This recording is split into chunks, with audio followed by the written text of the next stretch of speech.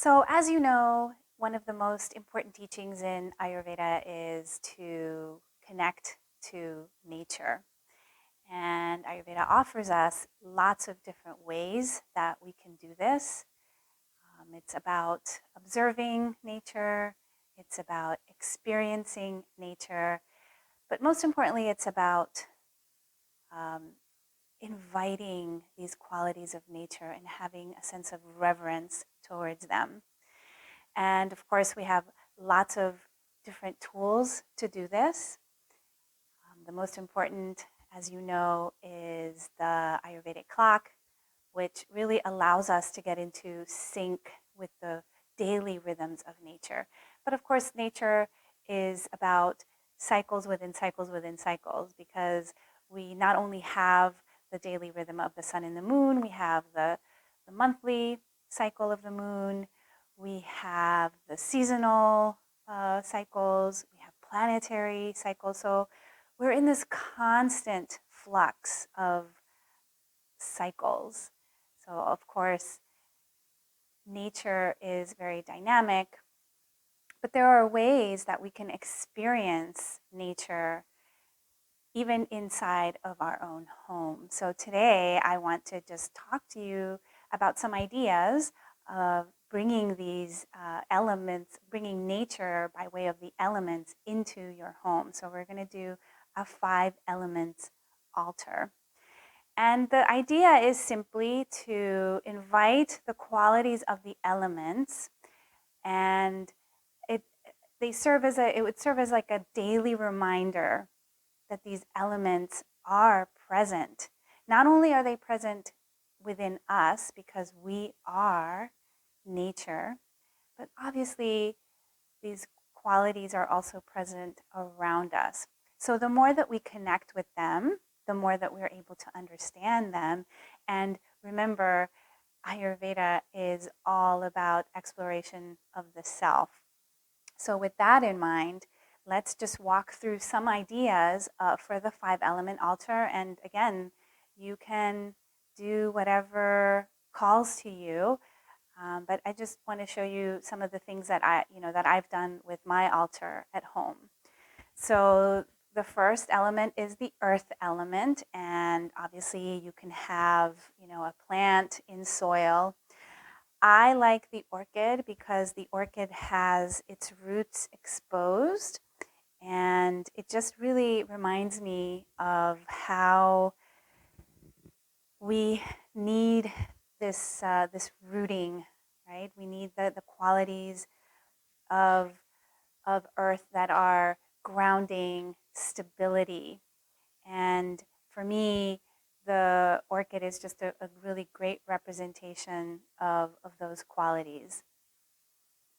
The water element, yeah, you can have a vase full of water and some flowers. Another way to do it is with rose water.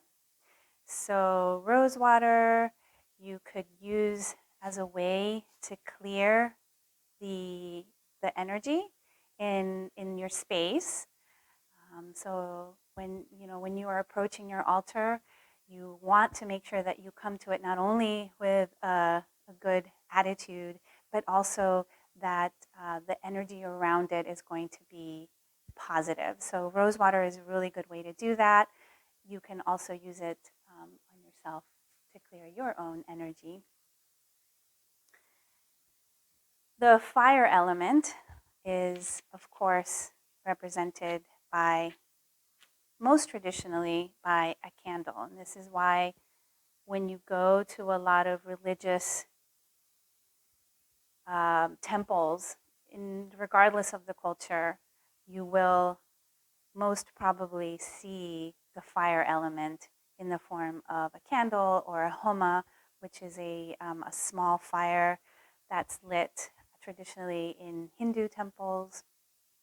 And of course, the fire element is all about transformation, and it is probably one of the most predominant elements within us, because it's represented through our digestion, so through Agni, the digestive fire. But fire also is about passion, and it gives us drive. So it's a really important element to connect to, especially if you're approaching your altar at the beginning of the day. That's really a quality that you want to invite for the rest of your day. The next element we are going to represent through incense. So the air element, and the reason why it's represented through incense is because the smoke reminds us of the presence of the air element. So when fire comes into contact with the air element, that transformation begins, and we have the smoke. To me, the smoke is also a reminder of the presence of divine. And this is why I love to burn incense day and night, anywhere in my house, because it really does invite divinity to come into any space in my heart, but most in my heart, but also my home.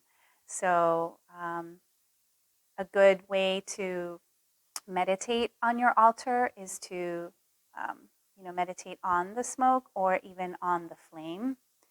So again, we just want to invite these different qualities of the elements.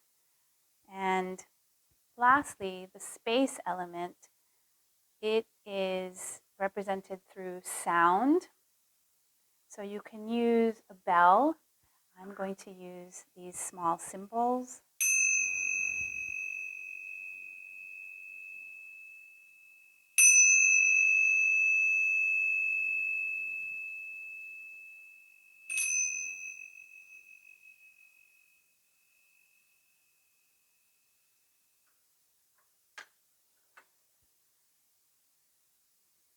And perhaps once you've set up your altar, you just want to think about the qualities that you want to connect with for that day.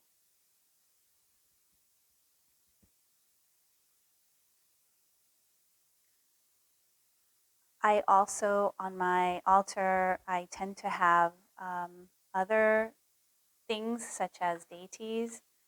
My personal favorite is Ganesh because I connect with the energy of removing obstacles.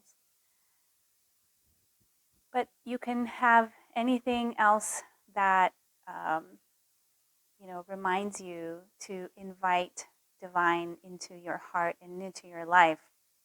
On my large altar at home, I have also the Virgin Guadalupe because she's very significant to my family, to my ancestors, and so she's just been a really important part of my life. So you can do anything that is significant for you and for your family, and anything that will honor the true goal of this path, which is to really know yourself, to explore yourself, and to honor your true nature. So I hope that this demo of the 5 elements altar has inspired you in connecting to that true self. Namaste.